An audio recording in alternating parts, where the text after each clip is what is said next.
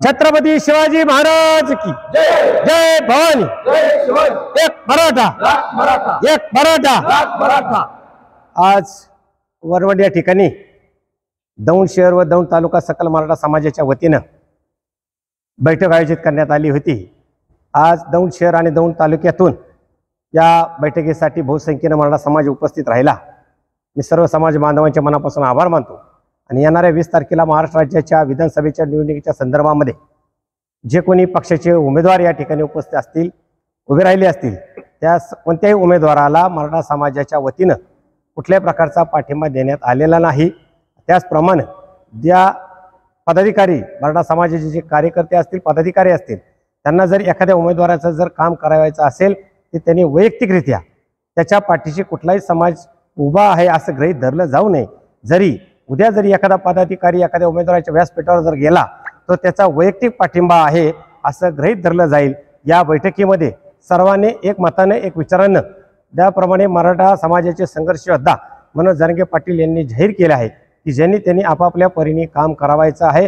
ज्याला पसंत असेल, जो उमेदवार तुम्हाला समाजाच्या हिताचा आणि सक्षम असं वाटत असेल, अशा उमेदवाराचं आपण काम करायचं आहे। त्याप्रमाणे या मराठा समाजाच्या सकल मराठा समाजा बैठकीमध्ये एक मताने ठराव करण्यात आला आहे की कुणीही कोणत्या वैयक्तिकरित्या किंवा समाजाच्या वतीनं कोणत्याही उमेदवारास पाठिंबा दिलेला नाही।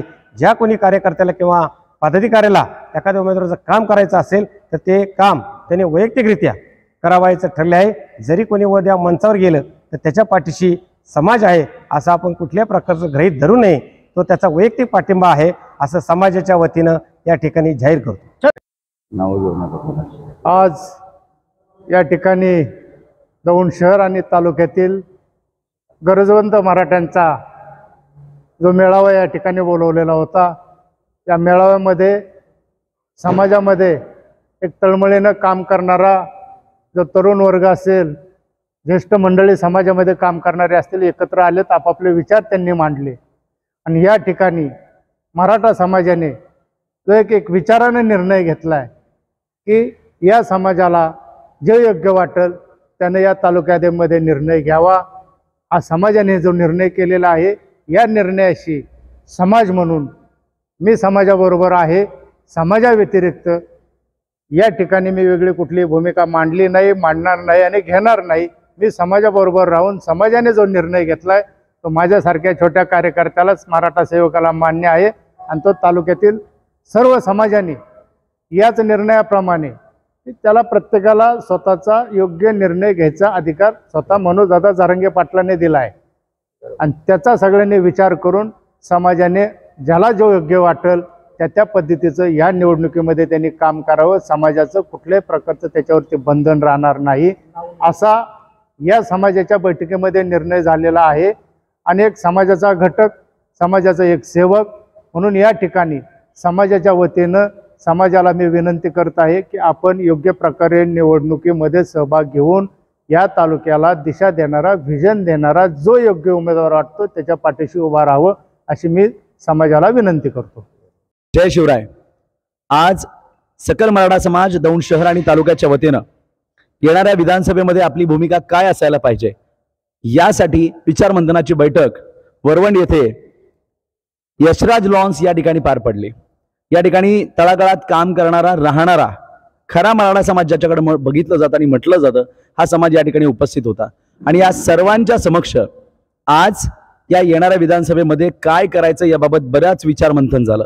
सर्वांनी आपली मतं मांडली आणि चर्चेअंती मराठा समाजाच्या वतीनं दौंड शहर आणि तालुक्यामध्ये प्रत्येकाला मतदान करण्याचा वैयक्तिक अधिकार सोडून कोणावरही कुठल्याही ठिकाणी मत टाका, या पक्षाला मत टाका, या व्यक्तीला मत टाका असा विचार न मांडता प्रत्येकाला वैयक्तिक स्वातंत्र्य देण्याचं या ठिकाणी ठरवण्यात आलेलं आहे। परंतु विधानसभेच्या निवडणुकीनंतर आणि निकालानंतर ज्याप्रमाणे मनोजदादा जरांगे पाटील यांच्या या लढ्याची ताकद आहे ती पुन्हा एकदा दौंड शहर आणि तालुक्यात तेवढ्याच ताकदीने उभी राहावी यासाठी एक विशेष मांडणी करण्यात आली।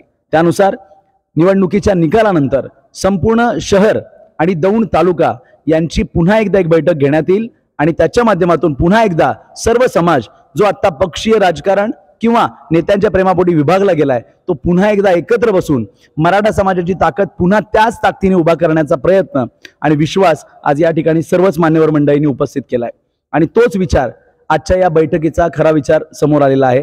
इथून पुढच्या काळामध्ये पुन्हा एकदा मनोजदादा जरांगे पाटील आणि सामान्य मराठा समाज त्याच्या मागण्या आणि त्याच्या अडचणी आणि त्याच्या आवश्यक असणाऱ्या गोष्टी समाजासाठी देण्यासाठी आम्ही सर्वच जण आपल्या सगळ्यांच्या एकत्रित प्रयत्नातून मनोजदादांच्या पाठीमागे पुन्हा एकदा उभा राहू एवढीच ग्वाही या ठिकाणी आम्ही देतो। जय शिवराय।